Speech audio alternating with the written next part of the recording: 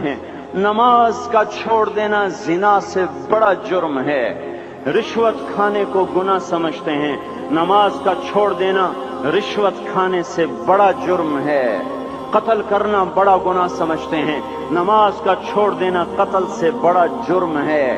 سجدے ہی کا تو انکار کیا تھا شیطان نے کوئی زنا کیا تھا، کوئی قتل کیا تھا، کوئی شراب پی تھی، کوئی جوا کھیلا تھا، کیا کیا تھا؟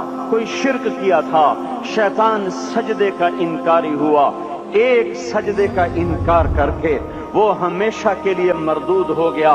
اس مسلمان کو ہوش نہیں ہے جو روزانہ دن میں 5 دفعہ 20 سجدوں کا انکار کیے بیٹھا ہوا ہے، اور پھر آرام سے روٹی کھاتا ہے، آرام سے چائے پیتا ہے، اور آرام سے کہے لگاتا ہے، اور آرام سے اخبار پڑھتا ہے، آرام سے بیوی کے پہلو میں لیٹتا ہے۔ ایک سجدے کا انکار ہو کر شیطان ہمیشہ کے لیے مردود ہوا۔ جس نے فجر کا انکار کیا سجدوں کا، پھر ظہر کے سجدوں کا مذاق اڑایا، پھر عصر کا مذاق اڑایا، پھر مغرب اور عشاء کا مذاق اڑایا۔ گھر میں نماز پڑھنا بھی چلو نہ پڑھنے سے تو بہتر ہے، پر یہ بھی نماز کا مذاق ہی ہے۔ اور 8ویں دن سر پہ ٹوپی رکھ کے آیا۔ 8 دن جس نے اتنے سجدوں کا انکار کیا، وہ اس بات سے نہیں ڈرتا کہ کہیں اللہ اسے مردود نہ کر دے۔ تو کیا ہوگا اس دن جب جن بچوں کی خاطر یا جس نفس کی خاطر اللہ کے بغاوت کی کہ اٹھا نہیں جاتا، آیا نہیں جاتا، گرمی بڑی ہے، سردی بڑی ہے، اندھیرا بہت ہے، کیا قبر کے اندھیرے یاد نہیں ہیں؟ کیا قبر کی گرمی یاد نہیں ہے؟ کیا جہنم کی آگ بھول گئے؟ کیا جہنم کے عذاب بھول گئے؟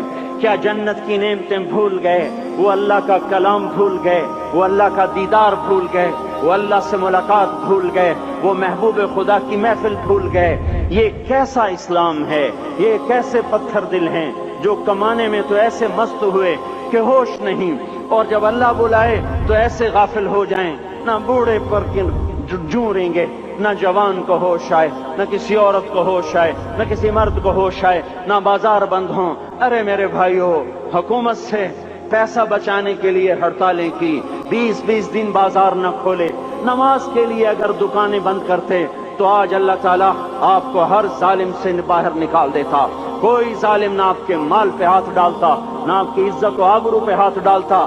دن دہاڑے ڈاکے پڑے، کیوں پڑے؟ کہ ہم باغی ہو گئے، ہم نے اللہ سے بغاوت کر دی۔ کیا جمعے کے دن صرف اللہ بلاتا ہے؟ یہ جمعے میں اتنے کیوں آتے ہیں اور باقی دنوں میں کیوں نہیں آتے؟ یہ کیسی وفا ہے؟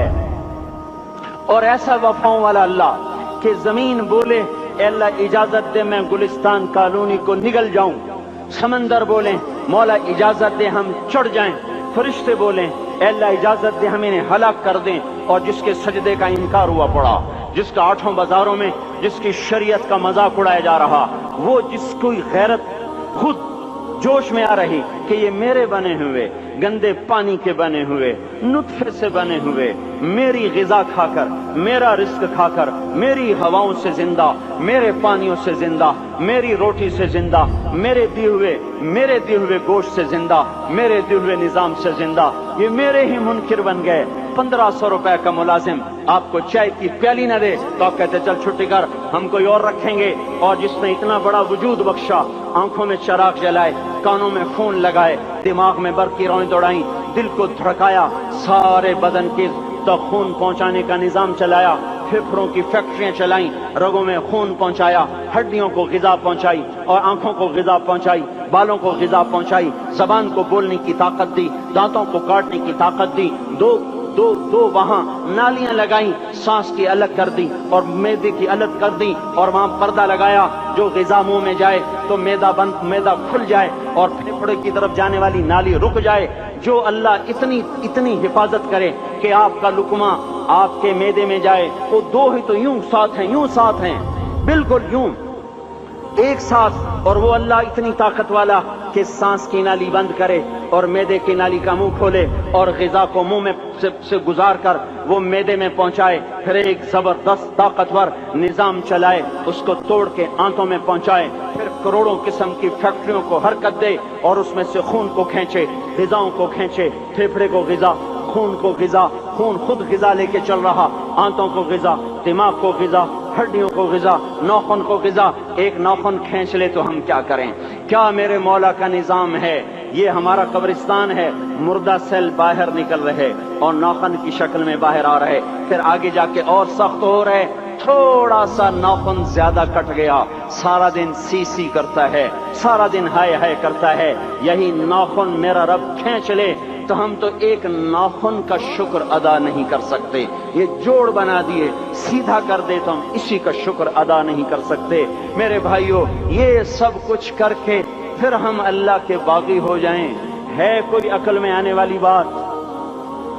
ہے کوئی سوچ بچار کی بات کہ 1500 صرف دیے اور اس نے چائے کی پیالی نہ دی تو نکال دیا، اس نے گاہک کو ڈیل نہیں کیا تو نکال دیا، اور یہ وجود کہاں سے خرید کے لائے؟ یہ زمین کس نے بچھا کے دی؟ والارض وضعها للانام، اے میرے بندو میں نے ہی تو تمہیں بنا کے دی، فاکہۃ، دیکھو میں نے تمہارے لیے پھل نکالا، والحب ذو العصف والریحان، میں نے ہی تمہارے لیے غلہ بھی بنایا اور بھوسا بھی بنایا، فبأي آلاء ربكما تكذبان، میری کیوں نعمتوں کو جھٹلاتے ہو؟ کیوں میرے باغی بنتے ہو؟ کس کس کا انکار کرتے ہو؟ دیکھتے نہیں ہو رب المشرق والمغرب، رب المشرقین والمغربین، میں تمہارے مشرق کا بھی رب ہوں، مغرب کا بھی رب ہوں، شمال کا بھی رب ہوں، جنوب کا بھی رب ہوں، فبأي آلاء ربكما تكذبان، پھر بھی تم میرے باغی ہو گئے، پھر بھی مجھے میری نعمتوں کو جھٹلاتے ہو۔ خلق الانسان من صلصال کالفخار وخلق الجان من مارج من نار، تمہیں مٹی سے بنایا، جن کو آگ سے بنایا، میری فبأي آلاء ربكما تكذبان، کیوں مجھے جھٹلاتے ہو؟ کیوں میری نعمتوں کا تم انکار کرتے ہو؟ لا إله إلا الله، لا إله إلا الله، لا إله